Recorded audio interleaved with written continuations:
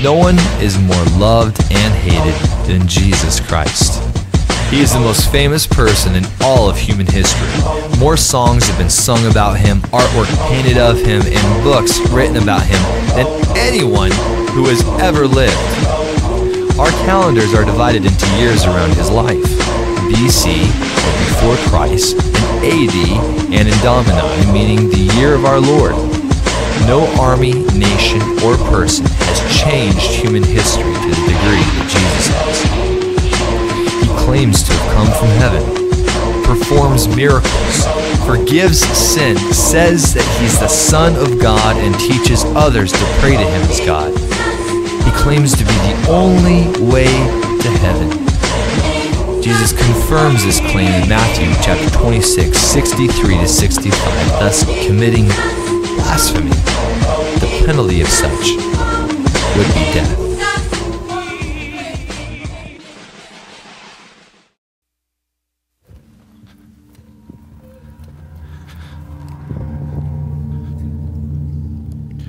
In Matthew chapter 26, verse 36 says that Jesus took his disciples to a place called Gethsemane, and he said to his disciples, "Sit here while I go and pray over there."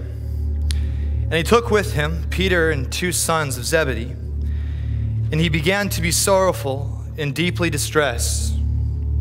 And then he said to them, "My soul is exceedingly sorrowful, even to death. Stay here and watch with me." He went a little further, and he fell on his face and prayed, saying, "O my Father, if it is possible, let this cup pass from me. Nevertheless, not as I will, but as you will." Then he came back to his disciples, and he found them sleeping. And he said to Peter, "What? Couldn't you watch with me for 1 hour?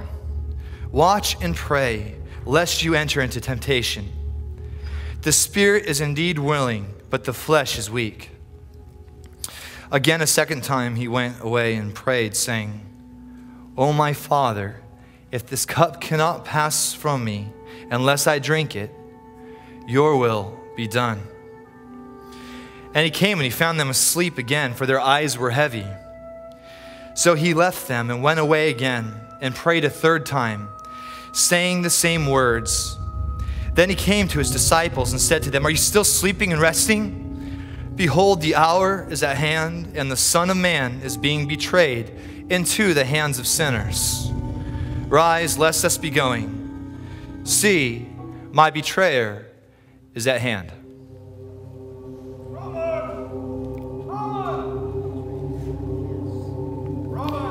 And while he was still speaking, behold, Judas, one of the 12, with a great multitude with swords and clubs, came from the chief priests and the elders of the people. Now his betrayer had given him a sign, saying, "Whoever I kiss, he is the one, seize him." Immediately he went up to Jesus and said, "Greetings, Rabbi," and kissed him. But Jesus said to him, "Friend, why have you come?" And they came and they laid hands on him and seized Jesus.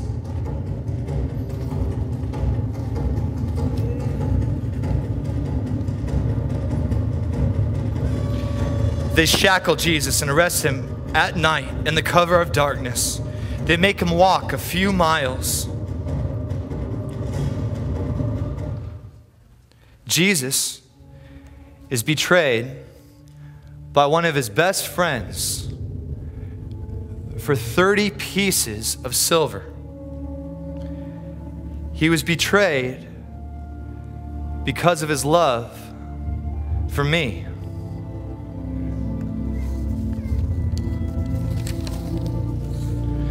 Is it possible for fallen men to administer just judgments in this fallen world? Jesus was the victim of the most unjust trial in the history of the world. Sinful, rotten, corrupt, and depraved men sat and judged the sinless Son of God. And did they acquit Christ because of his innocence? No, Jesus' judges condemned him to death on the cross. The following are the 8 illegalities concerning Christ the night he was arrested. The arrest itself, the interrogation, the charges, the trial, its time of night, being struck in the middle of it, no notification being given to anyone else about when the trial would be held, and no defense was allowed. They ran him through a succession of false trials with false charges and false witnesses who never did agree. They decide he should be sentenced to death, and they did it in one night, breaking all the laws. This was an unfair trial. This was not done during the day. They did not do it in public. This was murder. They blindfolded him, and a crowd of men gathered around him to beat him. They stripped him naked in shame and disgrace and had him scourged. John Stott says, "I could never believe in a God if it wasn't for the cross. How could we believe in a world of injustice and a God who is immune from it?" Jesus suffered injustice and the cross because of his love for me.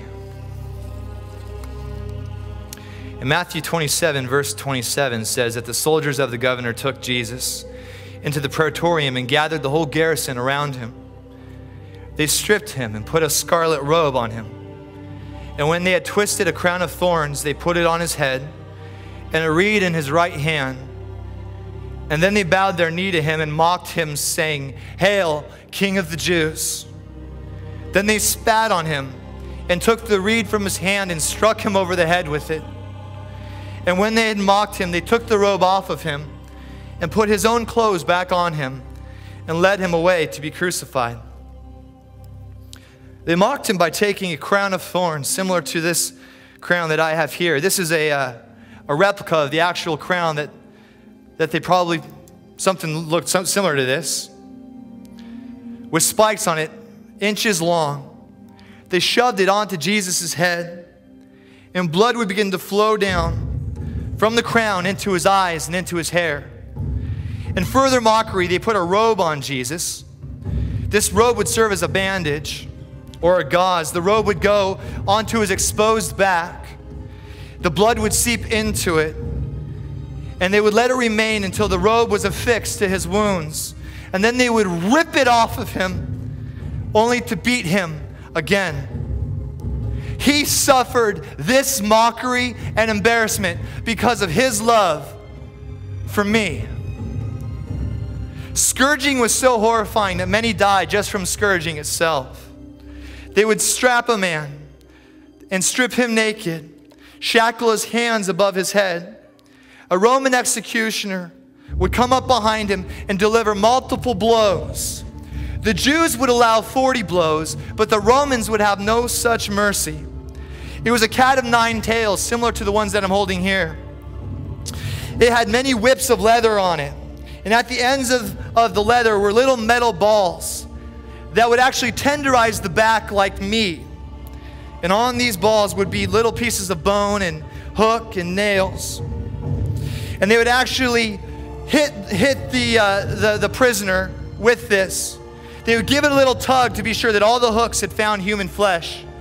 The executioner would then begin to beat the prisoner over the back, over his legs and into his skin, into his joints. And then he would rip it out, searing the flesh with it, right off the body, taking muscle with it, tendons, ligament, and occasionally a rib right out of the side of man. This would happen over and over, across Jesus' back, across his legs. He was a bloodied mess, unrecognizable. Isaiah the prophet declared that he would be marred beyond human likeness. He was beaten because of his love for me. And I wonder if he thought of me. They handed him a 100-pound recycled cross that was covered with the blood of other men, nails from previous executions. splinters deeply penetrating into what was left of his back and legs. They told him to carry his cross to the place of his execution. Jesus was so traumatized, so beaten, so bloodied that he couldn't carry the cross on his own. So they appointed Simon from the town of Cyrene to assist him.